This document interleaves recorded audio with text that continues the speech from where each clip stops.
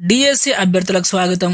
గత వీడియోలో 25 జూలై 2024 రోజున జరిగిన school assistant Telugu paper shift 1 కు సంబంధించిన ప్రశ్నల గురించి మాట్లాడుకున్నాం.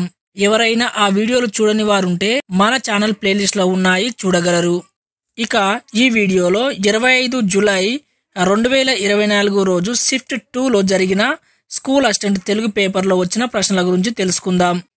ఈ వీడియోలో తెలుగు కంటెంట్ కు సంబంధించిన మొదటి ప్రశ్న 41వ ప్రశ్న. శేషం లక్ష్మీనారాయణాచార్య అభినందన గేయం ఇతివృత్తం. 1 పర్యావరణం, 2 నైతిక విలువలు, 3 దేశభక్తి, 4 వ్యక్తిత్వ వికాసం. సరైన సమాధానం 3 దేశభక్తి. 42వ ప్రశ్న. కూలిపోయే కొమ్మ గ్రంథ రచయిత. 1 పల్లా దుర్గయ్య, 2 దేవులపల్లి రామానుజరావు, 3 గంగుల సాయిరెడ్డి, 4 వానమామలై వరదాచార్యులు. సరైన సమాధానం 4 వానమామలై వరదాచార్యులు. 6వ తరగతి పాఠ్యపుస్తకం పోతన బాల్యం నుంచి ఈ ప్రశ్న ఇవ్వడం జరిగింది. ఇతని యొక్క రచనలు పోతన చరిత్రము, మణిమాల, సూక్తి వైజయంతి, జయధ్వజం, వ్యాసవాణి, కూలిపోయే కొమ్మ, రైతు బిడ్డ అనేది ఇతని యొక్క బుర్రకథల సంపుటి. 43వ ప్రశ్న. బాల నృసింహ శతక కర్త గ్రామం. 1 కౌకుంట్ల, 2 మోర్తాడ్, 3 చిన్నకాపర్తి, 4 పెద్దాడ. సరైన సమాధానం 3 చిన్నకాపర్తి. ఇక్కడ కవుల యొక్క గ్రామాలు కూడా అడుగుతున్నాడు కాబట్టి వాటిని కూడా క్షుణ్ణంగా చదవాల్సిన అవసరం ఉంది. 44వ ప్రశ్న. శబ్నం గ్రంథం ఏ ప్రక్రియకు చెందినది? 1 వచన కవిత, 2 గేయం, 3 శతకం, 4 పద్యం. సరైన సమాధానం వచన కవిత.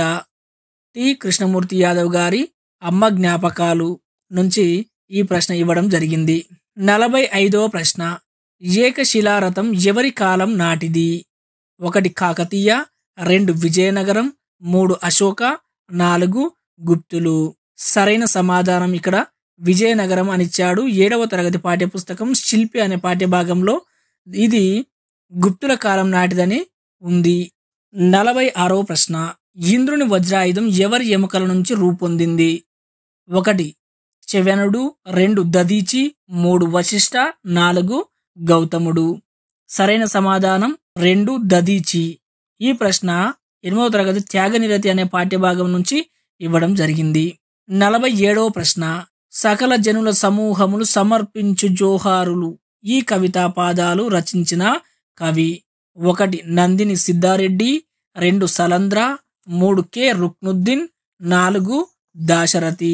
సరైన సమాధానం కె రుక్నుద్దీన్. ఇది 8వ తరగతి అమరులు అనే పాఠ్యభాగం నుంచి ఇవ్వడం జరిగింది. సౌహార్దత తోడనిచ్చు జోహారులు జోహారులు సకల జనుల సమూహములు సమర్పించు జోహారులు అనే పంక్తుల నుంచి ఈ ప్రశ్నను తయారు చేయడం జరిగింది. 48వ ప్రశ్న. సత్కవులు హలికులైన నేమి అనే వాక్యానికి ఆధునిక కాలంలో ఉదాహరించదగిన కవి? 1 రాయప్రోలు సుబ్బారావు, 2 పోతన, 3 గంగుల సాయిరెడ్డి, 4 అలిశెట్టి ప్రభాకర్.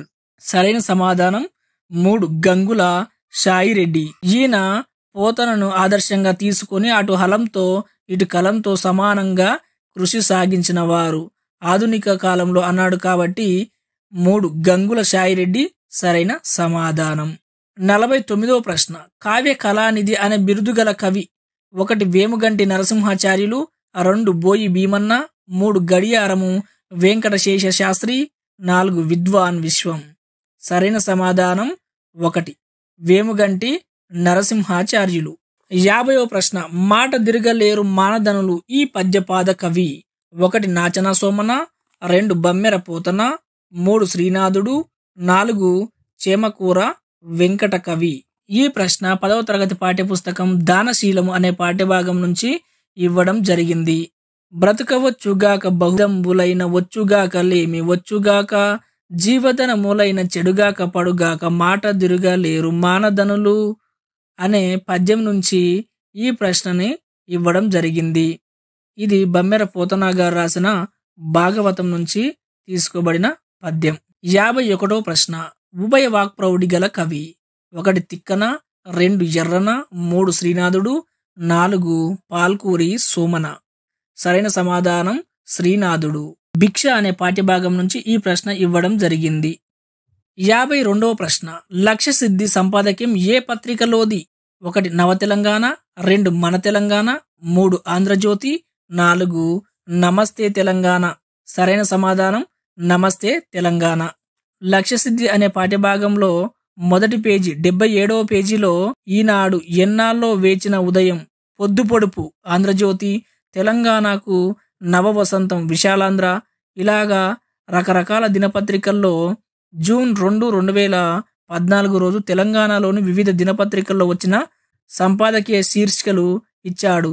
రాబోయే డిఎస్సిలో ఈ శీర్షికలు ఏ ఏ పేపర్లో వచ్చాయో వాటిని జతపరచండి అని కూడా ఇవ్వవచ్చు.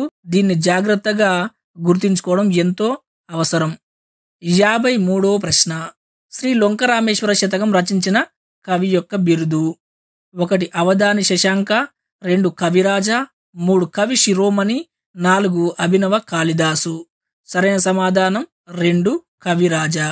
54వ ప్రశ్న, ప్రతి పద్య చమత్కార కవి ఎవరు?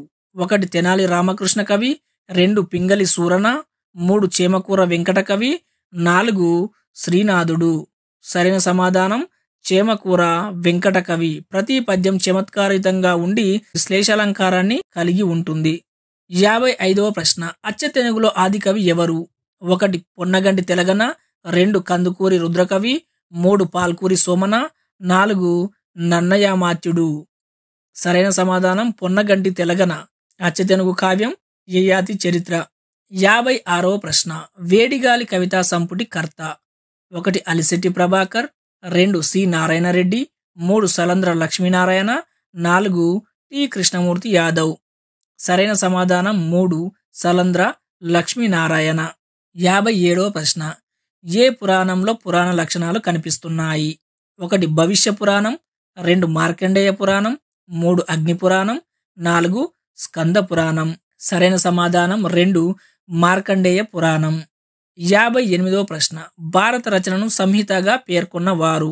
1 తిక్కన, 2 పోతన, 3 నన్నయ్య, 4 ఎర్రన. సరైన సమాధానం 3 నన్నయ్య. 59వ ప్రశ్న, వావికులను సుబ్బారావు భగవద్గీతను ఏ ప్రక్రియలో రచించాడు? 1 శతకం, 2 పద్యం, 3 ద్విపద, 4 దండకం. సరైన సమాధానం 3 ద్విపద. 60వ ప్రశ్న, వర్ణనల ప్రాధాన్యం ఉన్న ప్రక్రియ? 1 ద్విపద, 2 శతకం, 3 ప్రబంధం, 4 యక్షగానం. సరైన సమాధానం 3 ప్రబంధం. 61వ ప్రశ్న, కథానిక లక్షణాల ప్రస్తావన కనిపించే పురాణం?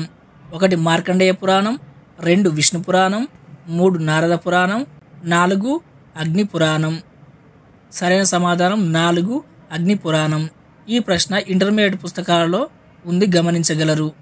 62వ ప్రశ్న, చరిత్ర అనే అర్థంతో ముడిపడిన ప్రక్రియ?